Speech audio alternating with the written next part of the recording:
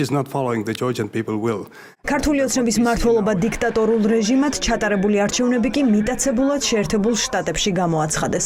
ჰელსინკის კომისიის ამ სხდომაზე საქართველოს შესახებ კონსენსუსია. ქვეყანაში ჩინურ-რუსული გავლენები მატულობს და მისი გამტარი ბიძინა ივანიშვილის პარტიაა.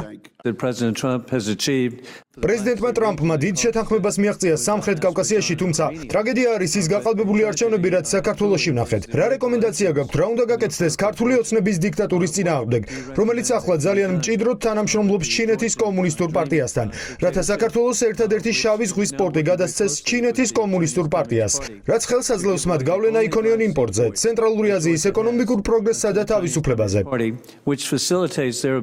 I was in Georgia just a year ago. მე ვიყავი საქართველოში 1 წლის წინ ბალტიისპირეთის ქვეყნების საგარეო საქმეთა მინისტრებთან ერთად, ვიდრე ჩატარდებოდა საპარლამენტო არჩევნები და მე ვნახე ქართველი ხალხის უდიდესი მზადყოფნა. მათ ხელისუფლება აძლევდა დაპირებას ევროინტეგრაციის შესახებ, თუმცა ეს პირობა მძიმედ დაირღვა. ჩვენ ძალიან ახლოს ვართ ქართველ ხალხთან. მე ვერ ვუწოდებ ამ მთავრობას. ეს არის რეჟიმი, რომელიც არ მიყვება ქართველი ხალხის ნებას. და რა განვითარებასაც ახლა ვხედავთ ქვეყანაში, მოვლენები ზუსტად ისე ვითარდება, როგორც ეს იყო რამდენიმე წლის წინ ბელორუსში. ეს ძალიან საშიში ამბავია. ძალიან საშიში. ესტონელი ხალხი გააგრძელებს ქართველი ხალხის მხარდაჭერას მათი თავისუფლებისთვის. This is a regime which is not following the Georgian people will.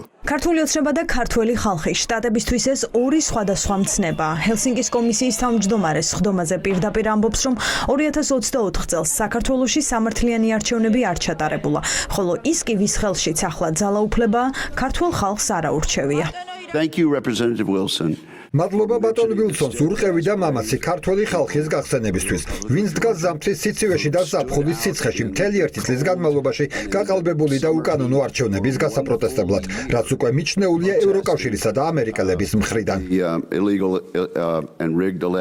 საქართველოს ამერიკის დღის წესრიგში არა მხოლოდ საკანონმდებლო დონეზე, არამედ როგორც ჩანს აღმასრულებელ რგოლშიც დადგა.